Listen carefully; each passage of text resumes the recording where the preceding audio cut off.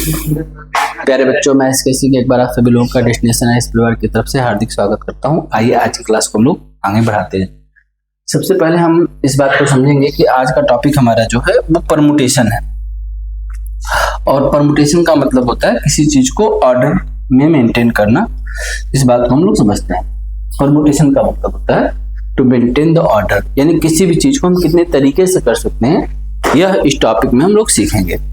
तो जैसे हम इस बात को समझने के लिए ऐसे बोलते हैं, जैसे मान लीजिए हमारे पास ए और बी दो चीजें, तो हम इसको किस तरह से इसको अरेंज कर सकते हैं। तो हम ऐसा कर सकते हैं कि पहले ए को अरेंज करें फिर बी को, या हम ऐसा भी कर सकते हैं पहले बी को और फिर ए को। तो इस तरह से हमारे पास इसको अरेंज करने के कुल दो तरीके हैं। इसी तरह अगर हमारे पास तीन चीजें हों तो आप देख सकते हैं कि हम कुल 6 तरीके से इसको अरेंज कर सकते हैं। मतलब इनको आगे पीछे करके कुल 6 तरीके हम मैनेज कर सकते हैं। अब इसी तरह से अगर हमारे पास 4 चीजें होंगी तो हम उसका क्या करेंगे, ठीक, या 5 चीजें हो या ज्यादा चीजें हो, तो इसके लिए हमने देखा कि एक चीज है तो एक तरीका है, 2 चीजें हैं तो 2 तरीका है, 3 चीजें हैं तो इसका तरीका 3 × 2 × 1, तो हमारे पास 6 तरीका है। इसी को हम फैक्टोरियल 3 बोलते हैं। इसी चीज को हम बोलते हैं फैक्टोरियल 3, या ऐसे भी फैक्टोरियल 3 को बोल सकते हैं। ऐसे हमारे पास 4 चीजें होंगी तो 4 चीजों को अरेंज करने का तरीका 4 × 3 × 2 × 1, इसको एक शब्द में हम कह सकते हैं फैक्टोरियल 4। इसको हम बोलते हैं फैक्टोरियल 4। फैक्टोरियल 4 का मतलब हुआ हम 1 से लेके 4 तक की चीजों का मल्टीप्लिकेशन करना चाहते हैं, इसको हम फैक्टोरियल 4 बोलते हैं। अब यहाँ पर आप देख सकते हैं हमारे पास से बहुत सारे नंबर्स हैं। फैक्टोरियल 1 की वैल्यू कितनी होती है 1, फैक्टोरियल 2 की वैल्यू कितनी होती है 2, फैक्टोरियल 3 की वैल्यू कितनी होती है 6, फैक्टोरियल 4 की वैल्यू होती है हमारे पास 24, फैक्टोरियल 5 की वैल्यू जो है 120, फैक्टोरियल 6 की वैल्यू 720, फैक्टोरियल 7 की वैल्यू। इस तरह से हम तमाम तरह के फैक्टोरियल की वैल्यू देख सकते हैं। फैक्टोरियल 7 की वैल्यू 5040, फैक्टोरियल 8 की वैल्यू 910। इस तरीके से हम इसको कर सकते हैं। जैसे फैक्टोरियल 5 है तो 5 × 4 × 3 × 2 × 1, तो ये आप लोगों ने नोट कर लिया होगा, मैंने बोला था कि आप लोग नोट कर लीजिएगा। अब इसके बाद हम लोग चलते हैं क्वेश्चन पर। आइए इस क्वेश्चन के साथ हम लोग बात को आगे बढ़ाते हैं। लिखिए क्वेश्चन, आप एक क्वेश्चन लिखेंगे, लिखिए सभी लोग। हाउ मेनी वे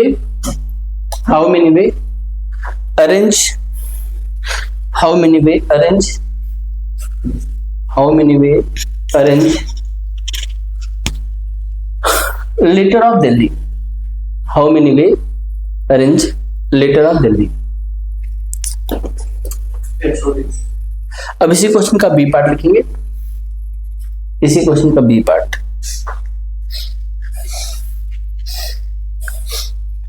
लिखेंगे। If each word start with letter D, if each word start with letter D,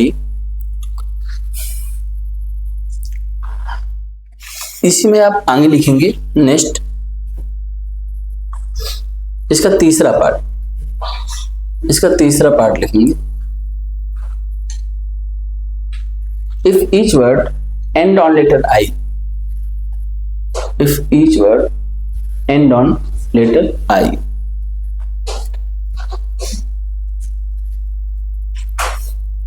इसी का आप चौथा पार्ट लिखेंगे।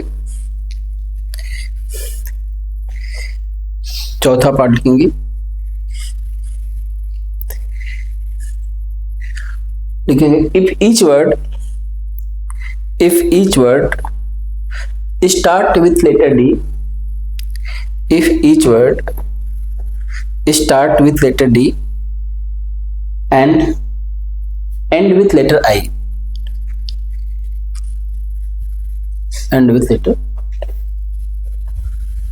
नेक्स्ट लिखेंगे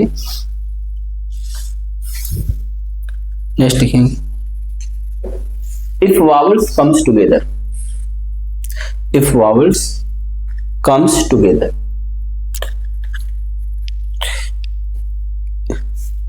नेक्स्ट लिखेंगे if consonant comes together, next लिखेंगे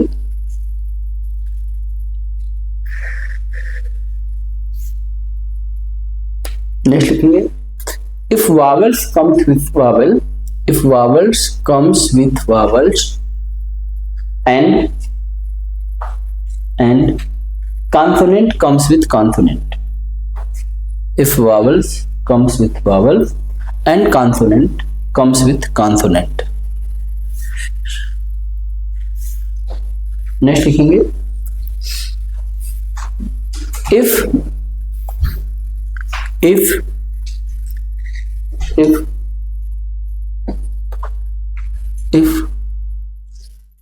a repetition of digit are allowed, if repetition of digit are allowed, कुल 8 चीजें हो गई होंगी. if repetition of digit are allowed, हाँ if मतलब repetition of letters लिखिए, डिजिट नहीं है. हाँ if repetition of letters are allowed, note कर लीजिए.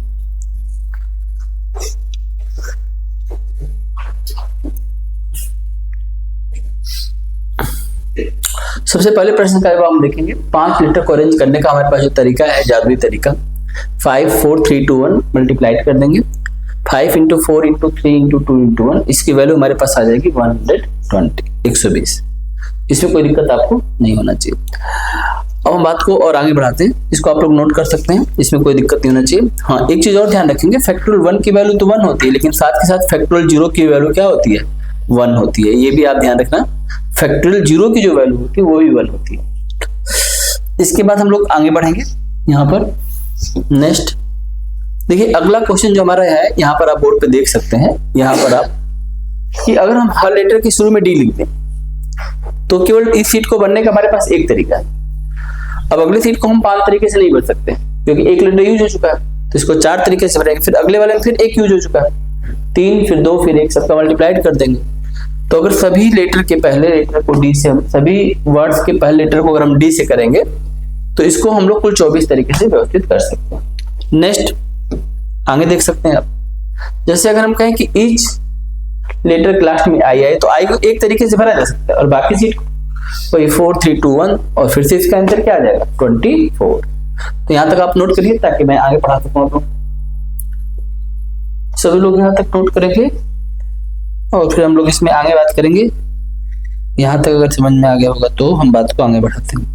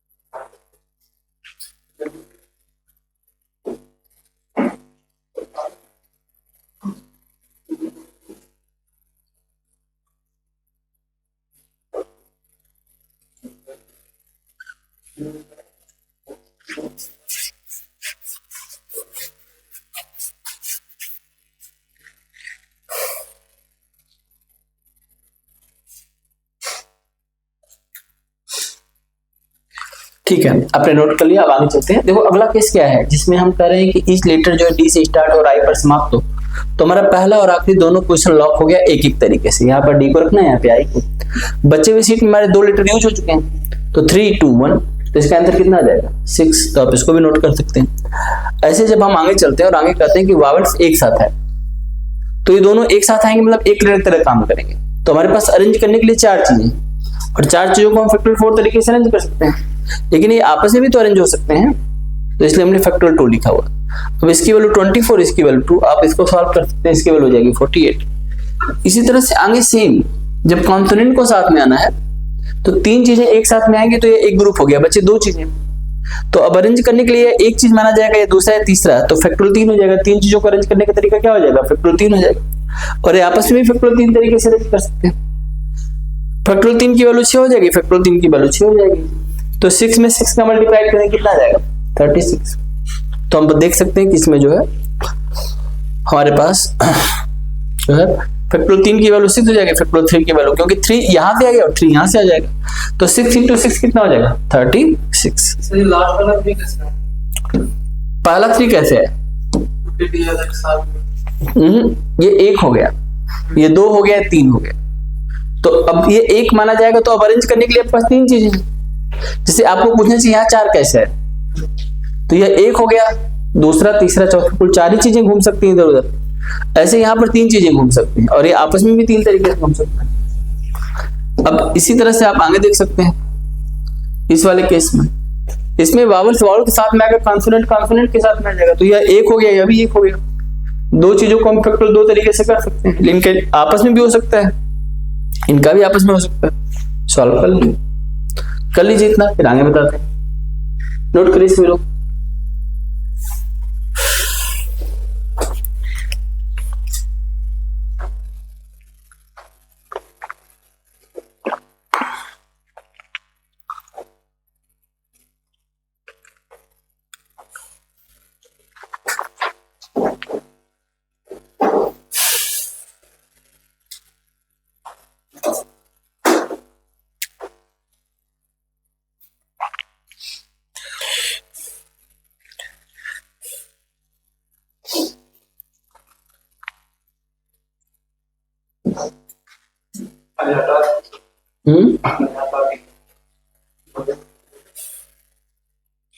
मन से हटाओ, शरीर से हटाने से क्या होता है, मन में तो अभी वही सब है।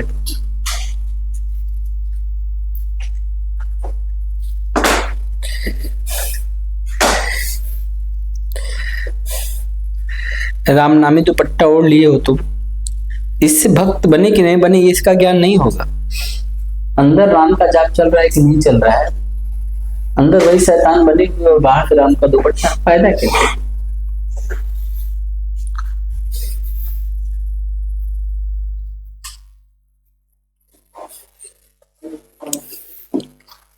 नेक्स्ट देखो, अगले में है कि रिपीटेशन अलाउड। और रिपीटेशन अलाउड उसको बोलते हैं जब हमने यहाँ पर 5 सीट भरी, उस लेटर को हम दोबारा प्रयोग कर सकते हैं, इसको बोलते हैं रिपीटेशन अलाउड। पहले क्या होता था कि हम एक बार यूज कर लिए तो उस चीज को हम दोबारा नहीं यूज कर सकते, लेकिन इसमें हम उस चीज को दोबारा भी यूज कर सकते हैं। तो अब सब सीट को हम 5 तरीके से भरेंगे, तो 5 into 5 into 5 into 5, इसका आंसर मल्टीप्लाई करने के बाद आएगा 3125। नोट कर लीजिए आप लोग।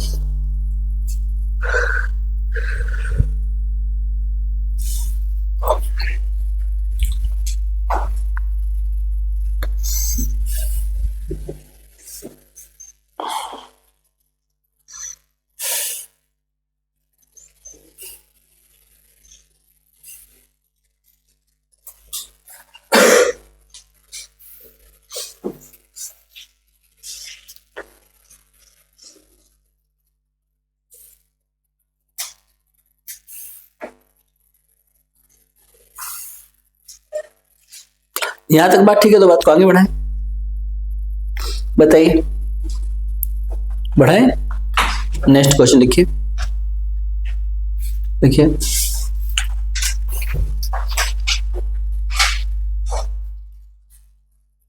लिखिए, how many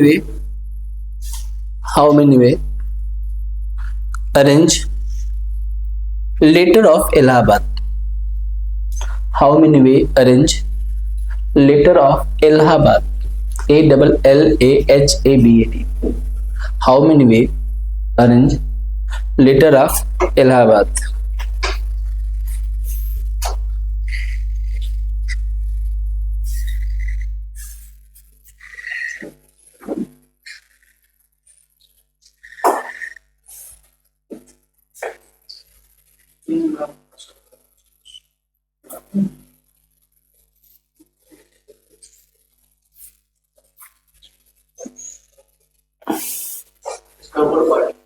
how many way arrangement letter of Allahabad. देखो इलाहाबाद में कितने लेटर है, 9, और 9 लेटर कितने तरीके से अरेंज कर सकते हैं, लेकिन इसमें ए कितनी बार आया, 4 बार, तो फैक्टोरियल 4 से डिवाइड कर देना, और एल कितनी बार आया, 2 बार, तो फैक्टोरियल 2 से डिवाइड कर देना। जब भी कोई लेटर एक से अधिक बार आएगा तो उसके फैक्टोरियल से उसको डिवाइड कर देंगे। चलो आगे बढ़े। 9 लेटर था तो फैक्टोरियल 9, इसमें ए कितनी बार आया, 1 बार, 2 बार, 3, 4 बार, तो फैक्टोरियल 4 से डिवाइड कर। एल 2 बार आया हुआ है तो फैक्टोरियल 2 से डिवाइड कर। जो भी लेटर रिपीट करेगा बस उससे हम डिवाइड कर देंगे। दिल्ली में ऐसा नहीं था, दिल्ली के सभी लेटर आइडेंटिकल थे, बट इलाहाबाद में क्या है, डिस्टिंक्ट नहीं है। इलाहाबाद के लेटर ए 4 बार आ चुका है, इसलिए फैक्टोरियल 4 से डिवाइड कर देंगे। नेक्स्ट लिखो,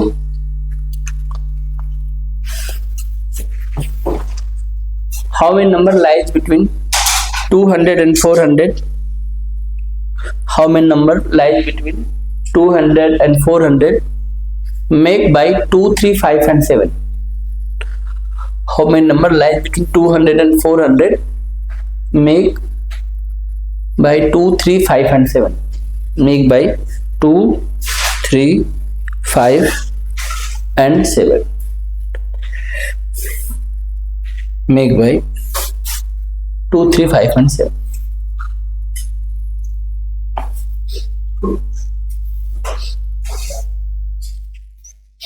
Make by 2, 3, 5 and 7.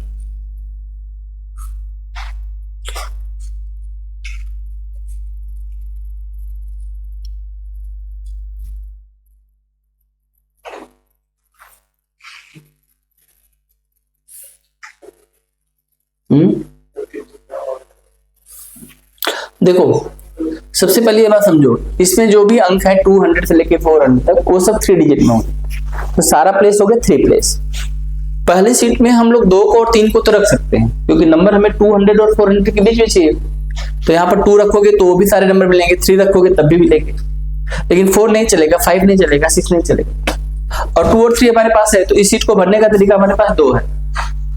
नंबर्स में रिपीटेशन का केस चलता है, जैसे मान लो मैंने एक नंबर लिखा 233, तो इसमें रिपीट है, तो नंबर ऑलरेडी रिपीटेशन केस होता है, इसीलिए बाकी सीट को फिर से आप 4 तरीके से भर सकते हैं। जिस नंबर का आपने इधर प्रयोग किया उसका प्रयोग फिर से कर सकते हैं। इन सीट को कोई प्रॉब्लम नहीं है, प्रॉब्लम स्टार्टिंग वाले को, क्योंकि यहां पर हमें 200 से 400 का डिसीजन 100 प्लेस करेगा, बाकी कुछ भी भर दो कोई दिक्कत नहीं है। तो सिर्फ 2 और 3 ही यहाँ पे रखा जा सकता है, और वो हमारे पास है गिवन नंबर में, तो इसको हम यहाँ पर रखेंगे 2 तरीका, और इसको ये 4 नंबर से बनाना है ना 2, 3, 5, 7 से, तो इसका 4 तरीका, इसका भी 4 तरीका, क्योंकि रिपीटेड केस होता है। रिपीटेड केस में हम एक अंक का प्रयोग एक से अधिक बार देख सकते हैं, जैसे हमने बनाया एक नंबर मान लो 255 देख सकते हैं, आएगा समझ, इसीलिए इसका आंसर हो जाएगा 2 × 4 × 4 16 2 32। नोट करिए, देखो जल्दी से।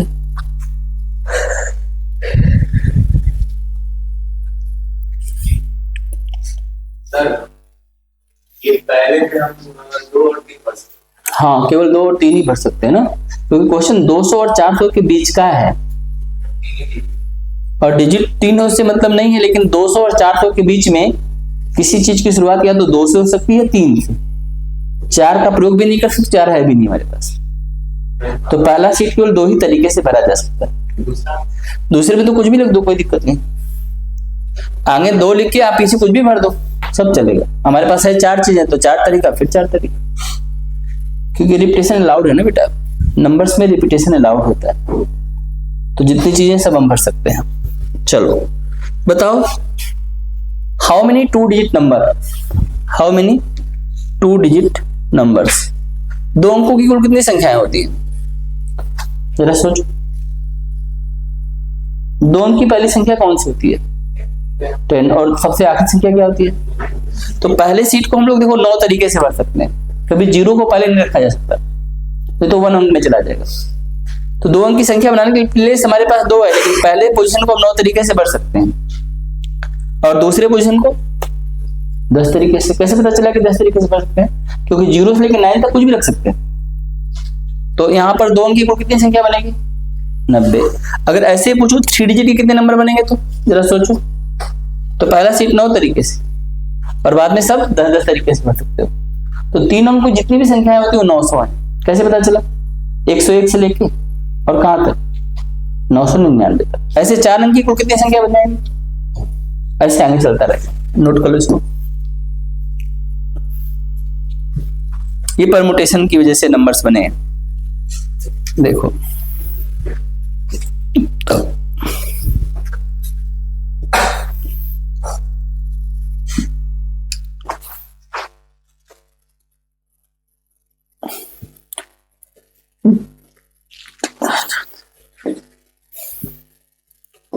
आगे बढ़े।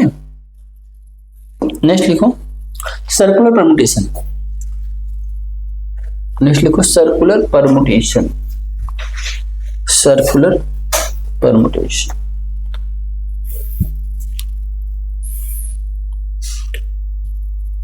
सर्कुलर परमुटेशन फार्मूला होता है इसका फैक्टोरियल n-1। इसका फार्मूला होता है factorial n-1 circular permutation.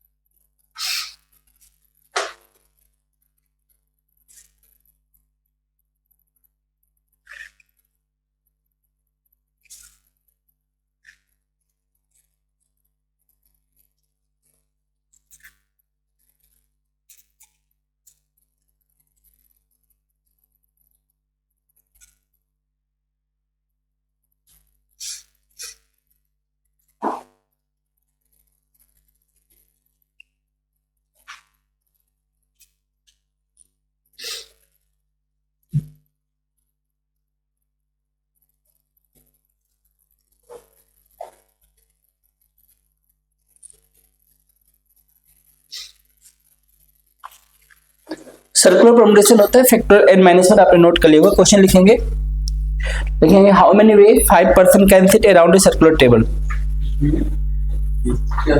Question लिखिए how many way 5 person can sit around a circular table.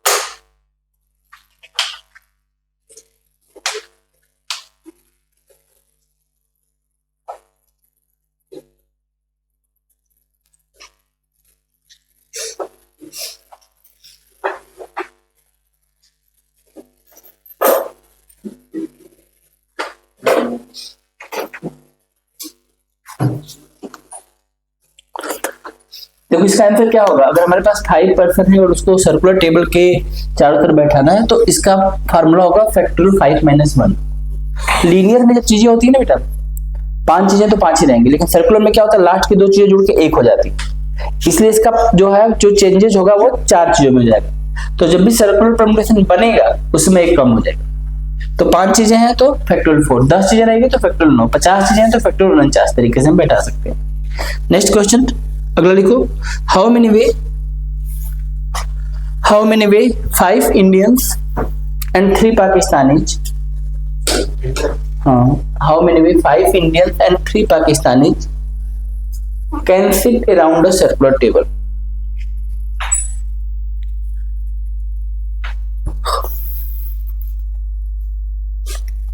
How many way 5 Indians and 3 Pakistanis can sit around a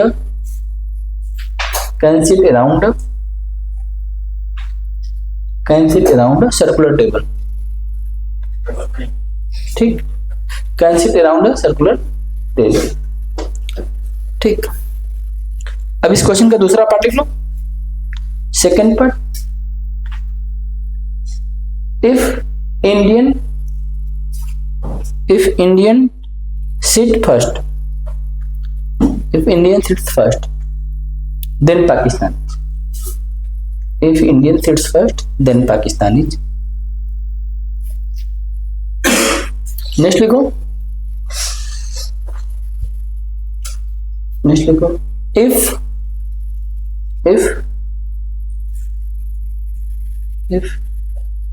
Pakistani sits first, then Indian.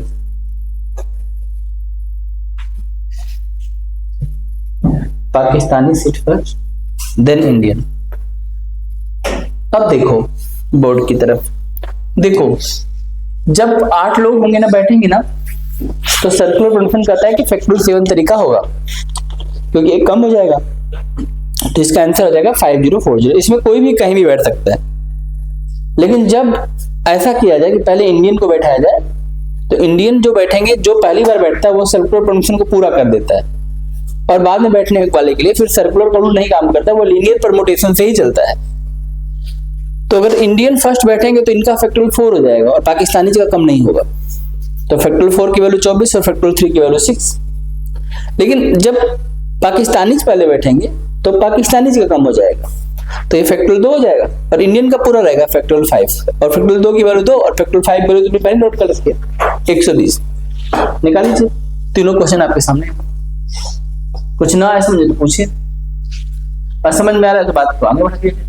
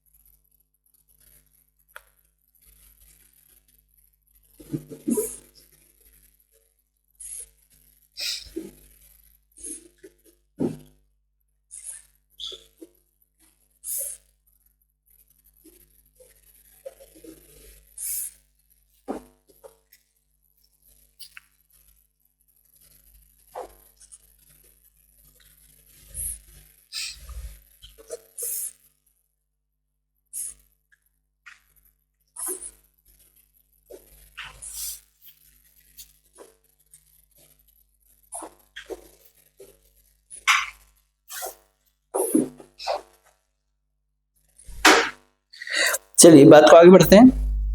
यहाँ तक कोई दिक्कत तो नहीं किसी को? समझ में आ गया? अब इसके बाद हम लोग आगे चलेंगे, एक चीज पढ़ना है इसमें, गार्लैंड। देखिए गार्लैंड, गार्लैंड में क्या होता है, माले को हम ऐसे घुमा सकते हैं तो इसके हर परम्यूटेशन में 2 परम्यूटेशन छुप जाते हैं। तो इसका फार्मूला होता है factorial n-1 divided by 2। Circular permutation का फार्मूला था n-1, लेकिन गार्लैंड का factorial n-1 divided by 2। Question लिखिए,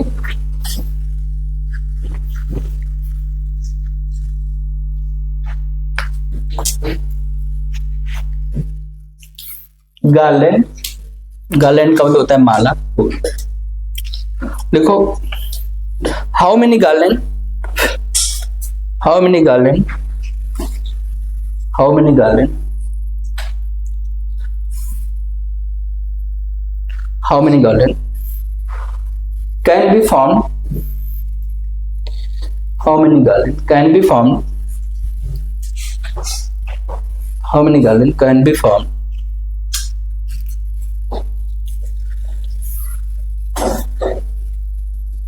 how many garland can be formed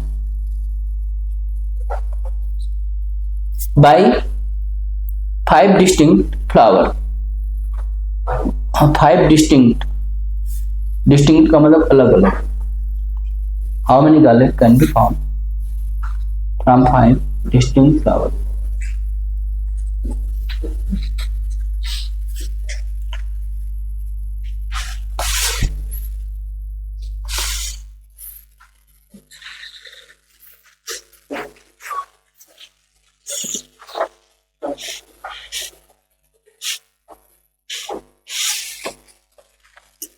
देखो आंसर क्या हो जाएगा, फैक्टोरियल 5-1 डिवाइडेड बाई 2। फैक्टोरियल 4 की वैल्यू तो पूरी दुनिया जानती है, आप लोग भी जानते हैं, तो 24 डिवाइडेड बाई 2। बताओ आंसर कितना हो जाएगा, 12। तो हम 12 मालाएं जो है बना सकते हैं। ठीक है, नेक्स्ट टॉपिक है कॉम्बिनेशन। बताइए कॉम्बिनेशन क्या होता है? क्या परम्यूटेशन तो आप लोगों ने पढ़ ही लिया, अब मुझे बताइए कॉम्बिनेशन क्या होता है? व्हाट इज कॉम्बिनेशन, बताओगे कुछ?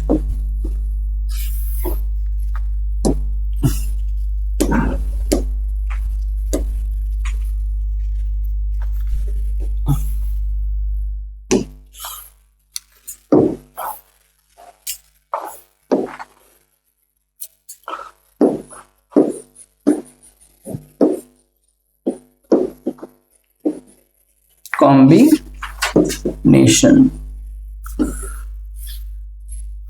देखो परम्यूटेशन का मतलब होता है अरेंजमेंट, लेकिन कॉम्बिनेशन का मतलब होता है चूज। चूज का मतलब क्या होता है, किसी चीज को चुनना, किसी चीज को चुनना, ना किसी चीज को चुनना, जैसे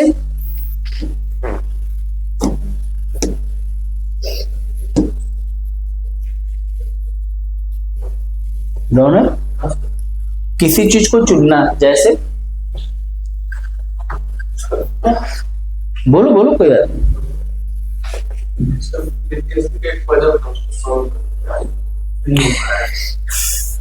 ठीक है, नेक्स्ट क्लास में ना पजल ही पढ़ेंगे हम लोग। बताओ चुनना, ठीक है।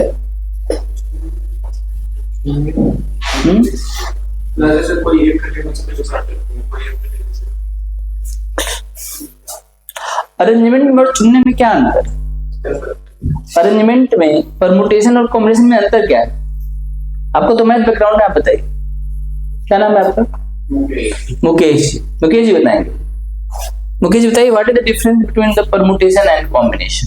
सर सिंपल जो अरेंजमेंट की बात करते हैं, हाँ कुछ नंबर होंगे, हाँ उसमें कुछ ऑब्जेक्ट हाँ भी डिफाइन करके हाँ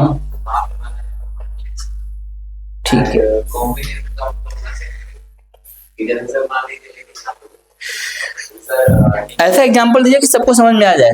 हाँ ठीक है, दीजिए। सर मान लीजिए किसी क्लास में 5 लड़के हैं, 4 लड़के, ठीक है और ऐसा एडिशन बनाना है कि दो लड़के एक बात कर रहे ठीक है, हैं, इस तरीके से ये कॉम्बिनेशन थोड़ा और ये थोड़ा आपने डीपली बता दिया, थोड़ा सा जो है सिंपल भाषा में समझाइए कि क्या होता है, ये लोग नहीं समझ पाएंगे इसका कॉम्प्लिकेशन। जैसे मान लीजिए 5 लड़के हैं और 4 लड़कियां, उनको बैठाना, तो बैठाना परमुटेशन है कि कॉम्बिनेशन है? सर देखिए दो तरीके कॉम्बिनेशन अच्छा, दोनों तरीके से क्वेश्चन को कर सकते हैं। हम कह रहे हैं कि दोनों अलग अलग चीजें हैं और दोनों तरफ से करेंगे, दोनों अलग अलग आंसर देंगे, ऐसा नहीं है। चलिए एक गाना सुने होंगे आप, रौनक बता दो। सुन सावा सुन, रौनक। प्यार की धुन, मैंने तुम्हें चुन लिया, तुम्हें मुझे चुन। अब मुकेश आप बताएंगे इस गाने से कुछ समझ में आपको है?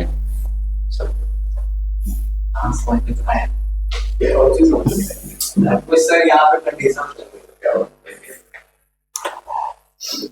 एक्चुअल में चुनने में और अरेंजमेंट में दोनों में अंतर है, जरा समझिए।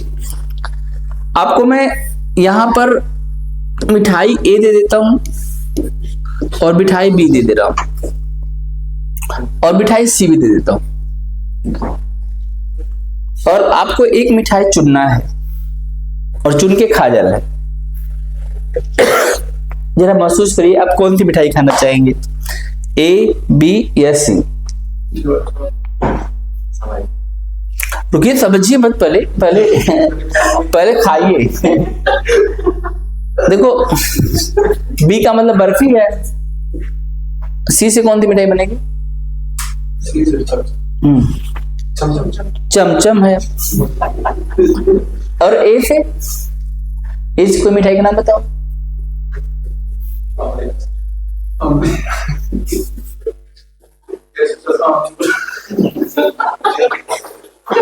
ए से कोई मिठाई बनती नहीं होगी, तो ऐसा करते ए हटा देते हैं और ए की जगह पर जे कर देते हैं। जे से क्या बनेगा? जलेबी। तो मान लीजिए आपके पास जलेबी है, बर्फी है और चमचम है, चूज करिए कौन सा, कोई एक चूज करना है। आप बर्फी खा लीजिए। यहां पर आपने चूज किया है, ये कैसा अनुभव रहा? शानदार अनुभव रहा, चूज किया, खाए। लेकिन अब आपको क्या करना है, खाना नहीं है। इन 3 बर्फियों को या 3 तरह की मिठाइयों को घर में कोई गेस्ट आए हैं उनके लेके आना है और प्लेट में सजा के लेके आना है, ठीक। अब जब किसी अरेंजमेंट में किसी क्रम में लेके आ रहे हैं तो वो चीज है परमुटेशन। जैसे घर में कोई आता है ना, पहले पानी पिलाते हैं फिर चाय पिलाते हैं। हम ऐसा कर लेते हैं, पहले चाय पिला लेते हैं और थोड़ा ज्यादा गैप करके फिर पानी पिलाते हैं, या पानी पिला देते हैं फिर चाय पिलाते हैं फिर पानी पिला देते हैं। ऑर्डर, दोनों में अंतर समझना है। तो परमुटेशन अरेंजमेंट है, वहां पे दिल्ली को अरेंज किया, नंबर्स को अरेंज किया, कुर्सी को अरेंज किया, किसी चीज को व्यवस्थित करने का तरीका है, माला बनाया, ये बनाया, वो बनाया, बैठाया लोगों को अलग अलग तरीके से। लेकिन कॉम्बिनेशन चुनना है, आपको सेलेक्ट करना है। समझ में बात? जैसे ये 3 चीजें, 3 चीजों को मैं 6 तरीके से अरेंज कर सकता हूँ, लेकिन 3 में से 3 लोगों को मुझे चूज करना है। जैसे मैंने कहा कि चलो हम लोग जो है घूमने चलेंगे और हमारे साथ 3 लोग चलेंगे, और एक जे है, एक बी है, सी है, तो ये लोग मेरे साथ एक ही तरीके से जा सकते हैं, तीनों के तीनों मेरे साथ जा रहे हैं। तो यहाँ पर एक ही तरीका है चूज करने का, क्योंकि 3 ही लोग हैं, मुझे 3 चाहिए। लेकिन इन लोगों को अरेंजमेंट करना, ऑर्डर बनाना, समझ में आया? तो वो ऑर्डर था और ये चुनना है, इसलिए दोनों बातें अलग अलग हो गई। समझ में आ गई बात आप लोगों को? आप लोगों ने पूरा परमुटेशन पढ़ लिया, आपको क्वेश्चन आएगा आप करके आ जाएंगे। लेकिन अब ये समझिए कि परमुटेशन और कॉम्बिनेशन दोनों अलग अलग चीजें हैं। और इसको पढ़ाने से पहले मैं चाहता हूं कि आप लोग एक चीज और पढ़ लें। एक फार्मूला होता है परमुटेशन का, जिसका नाम होता है NPR। और ये फार्मूला कहते हैं कि अगर n चीजें हैं तो उनमें से 8 चीजों को लेके आप उनको ऑर्डर कर सकते हैं, r की वैल्यू n के बराबर ही हो सकती है। इसका फार्मूले की वैल्यू होती है फैक्टोरियल n, और नीचे क्या होता है बताओ, फैक्टोरियल n माइनस r। लेकिन मैंने बिना इस फार्मूले के ही बड़ा बेसिक समझ के साथ आपको ना हमने पूरा परमुटेशन का क्वेश्चन करवा दिया। मुझे इस फार्मूले की जरूर समझ में आएगी, और अगर फार्मूला समझ जाएंगे तो कंफ्यूजन बढ़ जाएगा। कंफ्यूजन बढ़ाना क्यों, सिंपल बात समझ गए, प्रैक्टिस कर लीजिए, कोई दिक्कत होगी तो मुझसे पूछिएगा। लेकिन कॉम्बिनेशन में हमें फार्मूले को पढ़ना पड़ेगा, इसलिए हम फार्मूले को थोड़ा ठीक से पढ़ेंगे, उसकी वैल्यू को समझेंगे, तब हम चैप्टर में आगे बढ़ेंगे। तो कॉम्बिनेशन का फार्मूला क्या होता है, वो NCR होता है, और NCR की जो वैल्यू होती है वो होती है factorial n upon factorial r into factorial n minus r। ये NCR का फार्मूला है, ठीक है बेटा, इसमें तो कोई दिक्कत नहीं होना चाहिए तुमको। इसको बोलते हैं NCR का फार्मूला। लेकिन अब यहीं से हम कुछ चीजें और करेंगे, कुछ वैल्यू निकालेंगे, जैसे हम NC1, NC2, NC3, NC4, और यहां निकालते निकालते अब आपको बाकी बातें तो समझ में आने लगेंगी। NC1 की जो वैल्यू होती है वह सिर्फ n होती है, NC2 की जो वैल्यू होती है वह n into n minus 1 divided by 2 होती है। अब इसमें कोई बच्चा NC3 की वैल्यू बता सकता है, बोलो,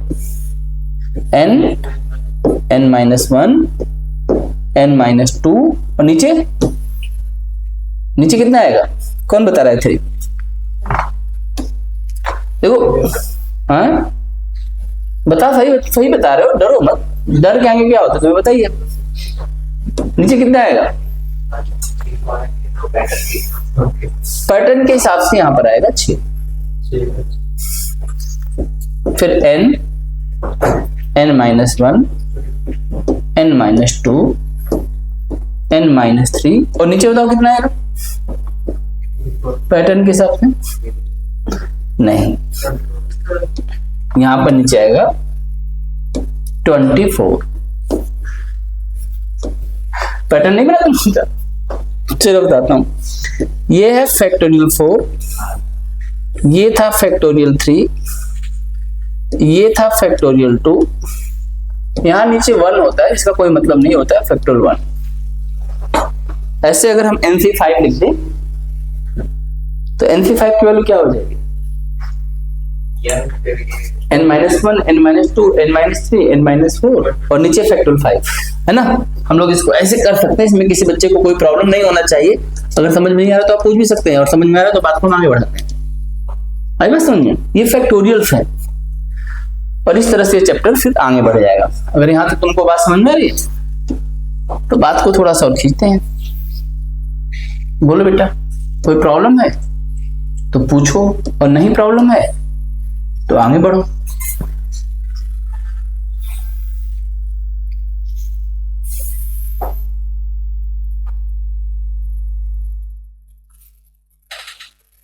NCR, factorial n, factorial r, factorial n minus r, NC1, NC2, NC3, NC4, ये सब देखो और करो इसको।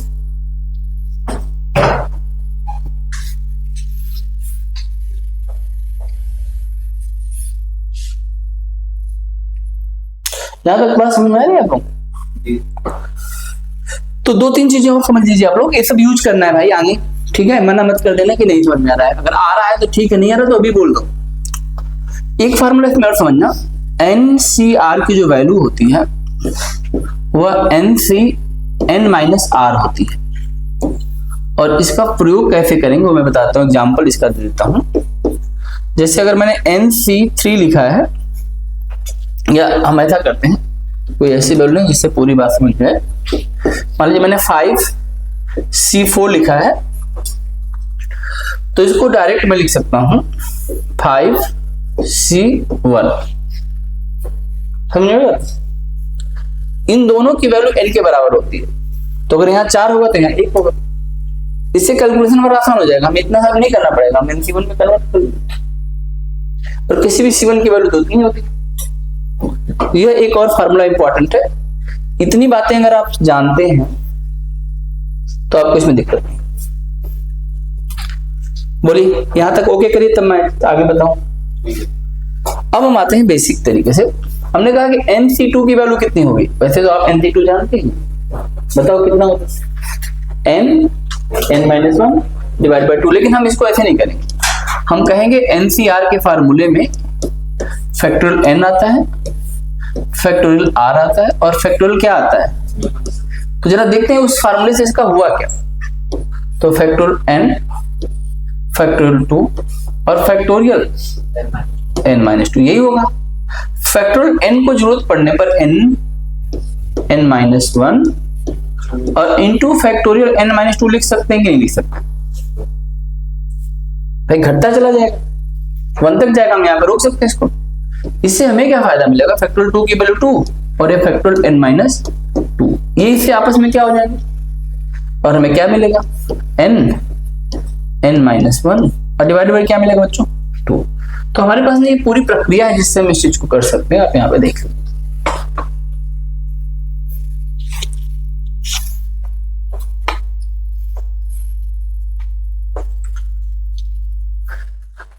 NCR फैक्टोरियल n, ठीक है, factorial r factorial n-r, NC2 factorial n factorial 2, ऐसे करके। लेकिन हमने डायरेक्ट ही पढ़ लिया इसको, इसलिए हमने इस फार्मूले को भी अब छोड़ दिया पीछे और डायरेक्ट हम इसको यूज करेंगे क्वेश्चन में। यानी हम अपना क्वेश्चन यहीं से बना लेंगे, इतना डिटेल में नहीं जाएंगे, लेकिन समझने के लिए इस बात को भी नोट करके चलते हैं। आखिर में कोई चीज आई होगी तो कहीं ना कहीं से तो आई होगी। अब जिसका मूल कॉन्सेप्ट यहीं शुरू हुआ तो यहीं से आना चाहिए। अब इतनी बात आपको समझ में आएगा तो आगे चलते हैं। बताओ NCN की वैल्यू क्या होगी, NCN की वैल्यू क्या होगी।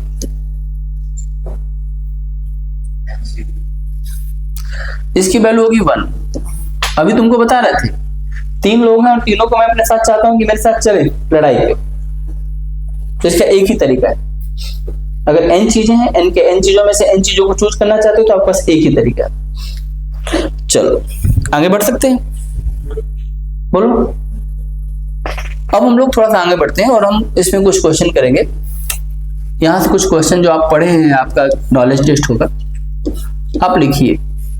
पहला क्वेश्चन हमारा है लाइन के लिए, दूसरा क्वेश्चन हमारा बनेगा ट्राइंगल के लिए, तीसरा हमारा बनेगा क्वाड्रिलेटरल के लिए, फिर पेंटागन, हेक्सागन, हेप्टागन, ऐसे कहीं तक भी बना सकते हैं।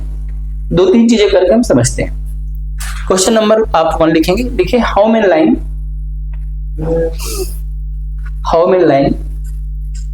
Can be drawn, how many line can be drawn from n non-collinear point, how many line can be drawn from n non-collinear point, how many line can be drawn from n non-collinear point।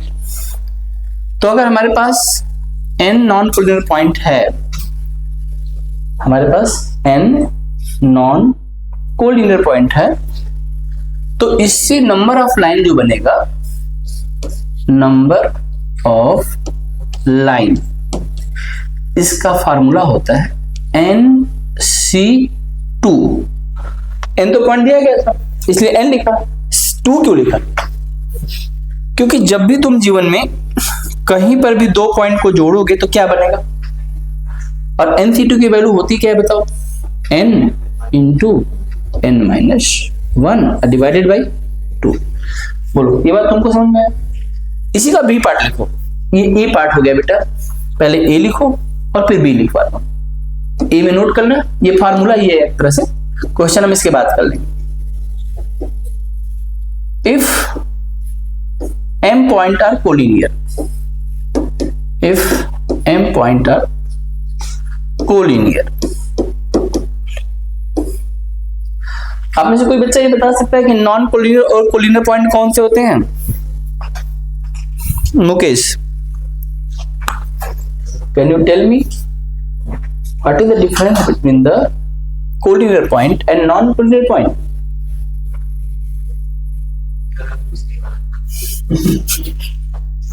Very good. देखो बेटा, जब सारे point एक line में हो ना तो ये कोलिनियर हो गए, और जब सारे पॉइंट अलग अलग अलग अलग तितर बितर हो, एक लाइन में ना हो, तो इसको नॉन कोलिनियर बोलते हैं। कोलिनियर पॉइंट को अगर तुम मिलाओगे तो सिर्फ एक ही लाइन बन पाएगा, लाइन नहीं बनेगा। लेकिन नॉन कोलिनियर पॉइंट साथ ऐसा नहीं, इससे बनाएगा, इससे बनाएगा, इससे बनाएगा, इससे बनाएगा, इससे बनाएगा, फिर ये सबसे बनाएगा। ये देखो ऐसे दुनिया भर के यहाँ पर पॉइंट बनने शुरू हो जाएंगे। समझ में आई बात? आ रही बात समझ में? मैं ही समझ रहा हूँ क्या जी सर? तो वो था नॉन कोलिनियर। लेकिन इन नॉन कोलिनियर से अगर हमारे पास n पॉइंट है और n में से अगर m पॉइंट कोलिनियर हो गए तो हम क्या करेंगे, तो हमारा फार्मूला कैसे काम करेगा? तो बनना तो चाहिए था NC2, लेकिन घट जाएगा। ये m पॉइंट बनने नहीं देंगे, लेकिन नहीं बनने देंगे तब भी एक तो बनेगा, तो ये बन जाता है इसका formula NC2 minus MC2 plus 1। ये दो फार्मूला तुम लोग नोट कर लो। इसकी वैल्यू आगे तुम जानते हो निकालना, इसलिए मुझे इस पे कुछ नहीं बोलना है। इतनी बात अगर तुमको समझ में आ रही है तो मैं कहानी को थोड़ा सा आगे बढ़ू। नोट करिए सभी लोग, अभी क्वेश्चन दूंगा तो आप अच्छे से कर लेंगे, मुझे पूरा विश्वास है।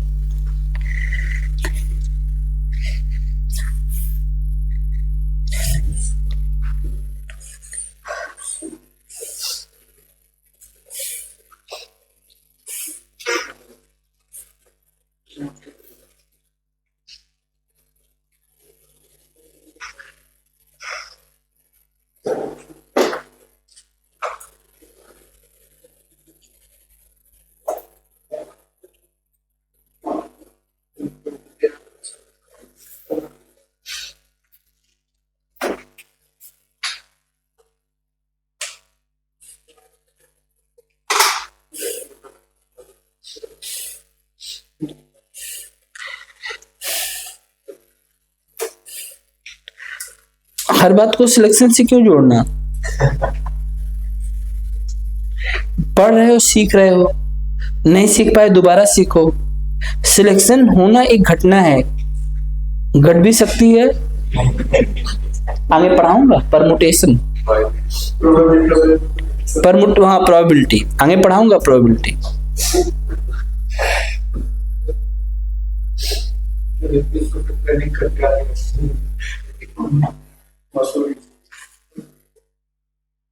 तुम भी जाएगा एकदम मसूरी, पढ़ो।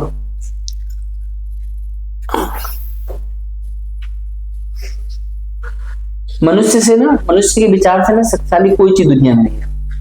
अगर आदमी ठान लेना तो मसूरी को यहाँ बुला सकता है।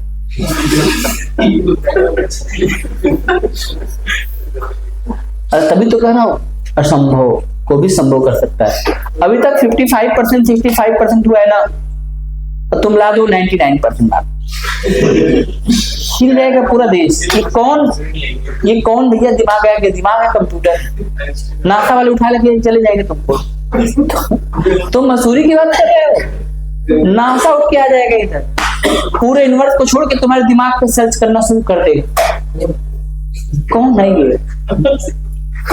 इसीलिए किसी भी चीज को ना तुम यूपीएससी के बच्चे तो इम्पॉसिबल तो कुछ कर नहीं सकते, हर चीज पॉसिबल है। बुला सकते हैं सर, आप बोलो तो सही।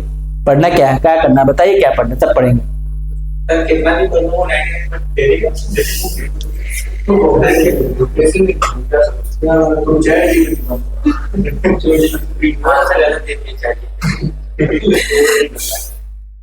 देखो अब तक जितनी जानकारी है, अपने दिमाग का लगभग 95% हिस्सा अनयूज ही रहता है।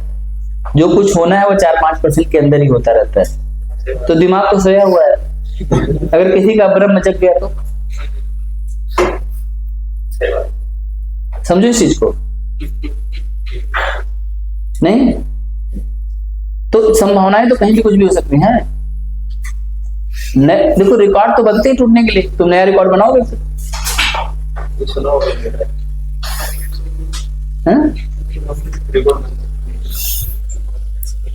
वो तुम तोड़ोगे बेटा।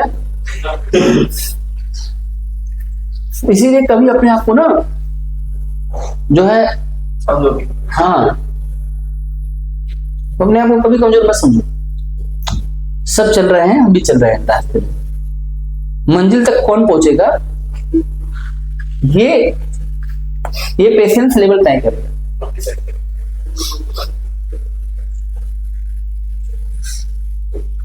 रौनक, लेकिन मंजिल सही होनी चाहिए।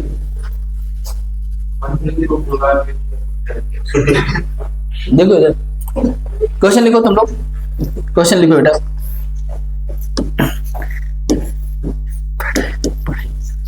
क्वेश्चन लिखो।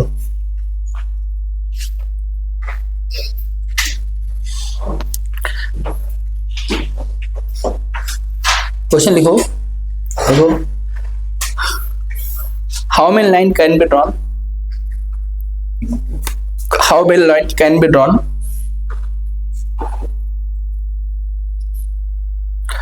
How many line can be drawn from 10 non-collinear point? How many line can be drawn from 10 non-collinear point? 10 non-collinear point. ये पहला क्वेश्चन है। मतलब जब भी लाइन खींचा जाएगा तो इसी से खींचा जाएगा, फार्मूला इसी पे लगता है। इसी क्वेश्चन का बी पार्ट लिखो। इसी का जो है बी पार्ट लिखो। If 5 point are collinear, if 5 point are collinear,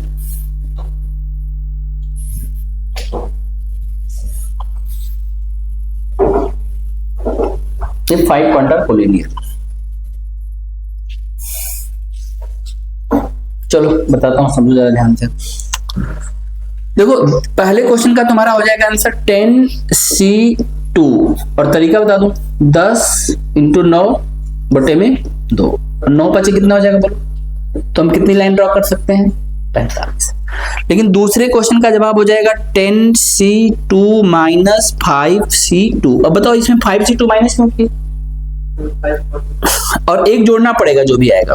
बताओ क्यों जोड़ रहे हैं, क्योंकि लोग एक लाइन तो हमें देके जाएंगे, तो अब इसको आप कर सकते हैं आसानी से, और यही सब चीजें जो आप आराम से सीख सकते हैं यहाँ पर। तो इसकी वैल्यू हमें पहले से पता है कि 45 है, इसकी वैल्यू करोगे बेटा तो 5 × 4/2, तो इसका वैल्यू 10 आ जाएगा, और एक तो प्लस करना ही पड़ेगा। तो 46 - 10, क्या इसका आंसर आप लोग बता सकते हैं? हाँ, 46 - 10 and that is equal to 36। तो आप इसको नोट कर लीजिए आराम से।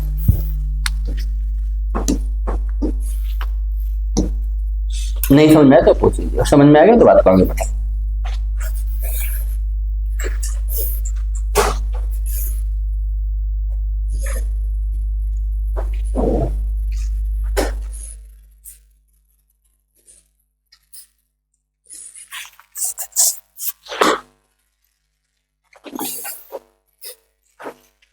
आगे बढ़े तो चलो, अब इसके बाद अगला चीज लिखो, ट्राइंगल।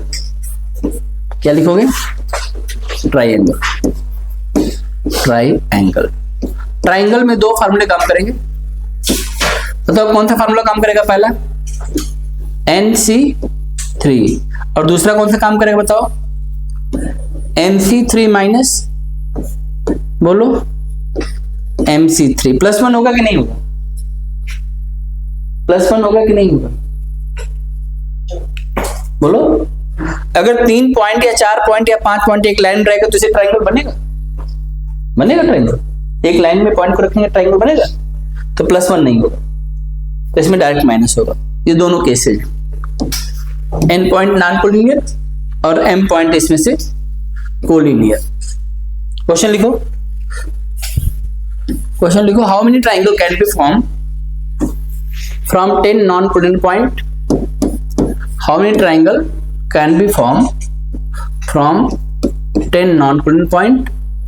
और इसी का बी पार्ट लिखेंगे, if 5 point are collinear।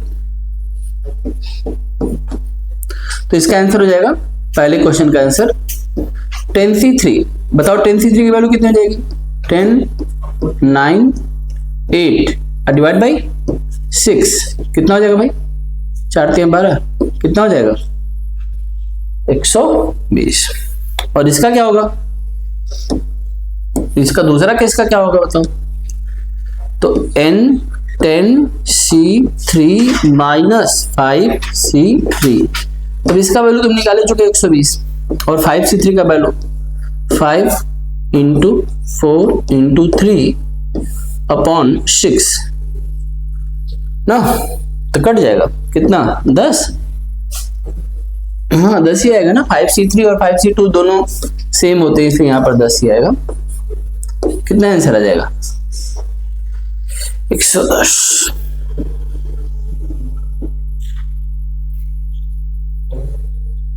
समझे? लाइन के लिए C2 कॉन्सेप्ट और ट्राइंगल के लिए C3 कॉन्सेप्ट। अगर नॉन कोलिनियर है तो कोई दिक्कत नहीं है, लेकिन कोलिनियर है तो उस चीज को माइनस करेगा।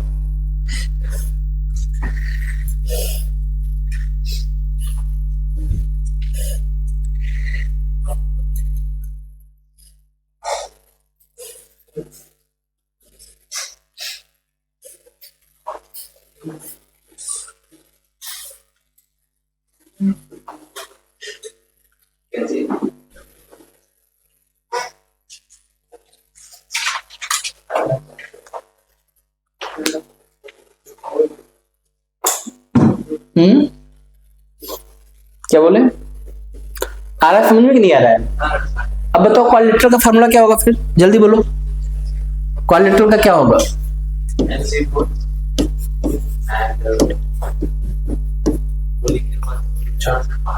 पहला हो जाएगा इसका NC4 और दूसरा क्या हो जाएगा बोलो? NC4 माइनस MC4 और C4 निकालना आता ही है। और इसी तरह आगे जो भी आएगा सो वन। बोलो कर लोगे कि नहीं कर लोगे?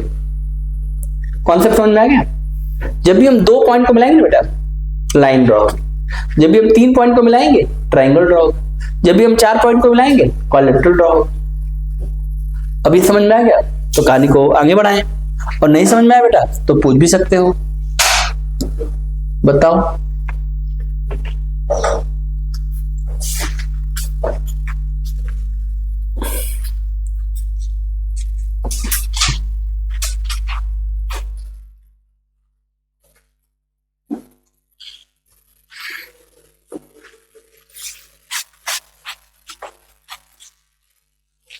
बताओ पेंटागन के पास कितने डायगोनल होते हैं?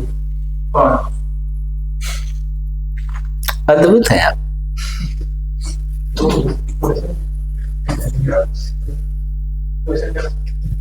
क्वेश्चन है how many diagonal of pentagon. Diagonal कितने हैं पेंटागन के पास, कितने विकर्ण हैं? बना के देखेंगे। तो चलो ऐसा करो, एक close figure of 100 side, find the number of diagonal. एक 100 साइज से क्लोज फिगर बनाओ। बनाएंगे तो बड़ा बनाओ, फिर क्या छोटा बनाना? ये तो मेरा क्वेश्चन है, मैं ही जवाब दे दूं? गलत। तो फिर बताओ 100 साइड होगा तब? पहले 100 का कर लेते हैं, पेंटागन तो अपने आप ही हो जाएगा जब बड़ा साइड हो जाएगा। चलो बना के देखते हैं, तुम्हारी बात हम भी मानेंगे। पहले बनाया जाए फिर देखा जाएगा। पेंटागन तो कुछ ऐसा ही होगा, 5 साइड। क्या बोला? देखो 1 और 2 डायगोनल वो होता है जो आउटर साइड को छोड़ के डायगोनल होता है। देखो 3 और 4 और 5 और कौन सा बचा? तो इसमें तो 5 ही आएगा ना।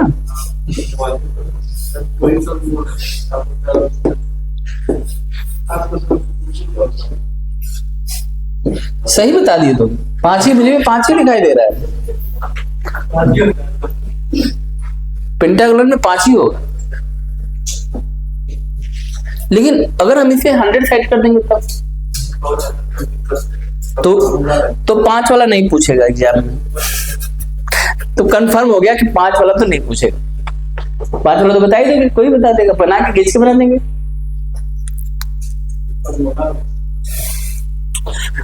देखो इसका फार्मूला हो जाएगा, एन ए डायगोनल का फार्मूला है। डायगोनल जो होता है ना एक तरह का लाइन होता है, और लाइन का फार्मूला क्या होता है NC2। इसमें से क्या करना है तुमको n माइनस कर देना। कुछ n क्यों माइनस करेंगे, क्योंकि जितनी भी लाइन बनेगी ना उसमें से अगर पेंटागन है तो 5 माइनस करना पड़ेगा, क्योंकि वो बाहर का साइड होगा, अंदर का सब डायगोनल कहलाता है। तो NC2 की जगह पे हम क्या लिखेंगे 5C2 अब -5, अब 5 इंटू 4 और बटे में 2 और -5। तो अब देखते हैं क्या बनता है भाई। तो 10 -5 और आंसर आ गया 5। ये तुम यहाँ पे क्रॉस चेक भी कर सकते। पेंटागन 5C2 n की वैल्यू 5 है, अब -5 करना है। और अगर मान लो बेटा हम यहीं पे 100 जो है लाइन से क्लोज फिगर देंगे तो आंसर हो जाएगा 100C2 और -100। अब देखो 100 इंटू 99 बटे में 2 और -100। देखो ये 2 से कट जाएगा, 50 आ जाएगा, गुणा कर दो 0 आ जाएगा, 9 × 5 = 45, 4 हो जाएगा, 45 और 4 49 हो जाएगा। इसमें से कितना माइनस करना है 100। अभी कितना आया, समझ में आई बात।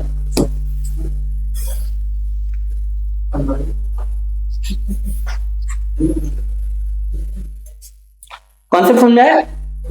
Diagonal is a part of also line, लेकिन डायगोनल में क्या होगा कि एक्सटर्नल लाइन हमें नहीं चाहिए।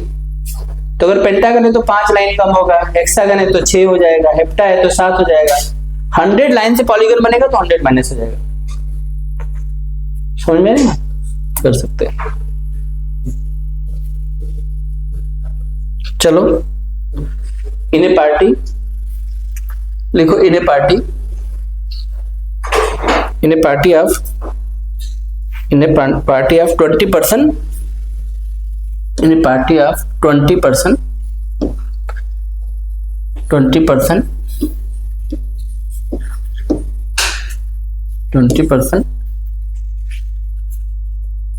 each person handshake to each other, each person handshake। Spelling क्या होगा हैंडशेक का,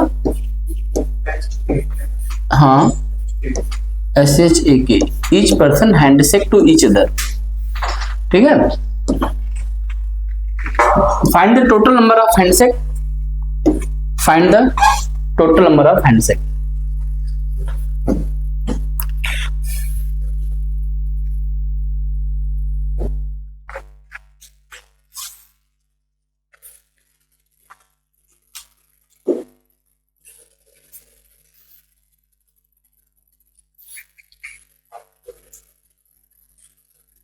Find the total number of handshakes.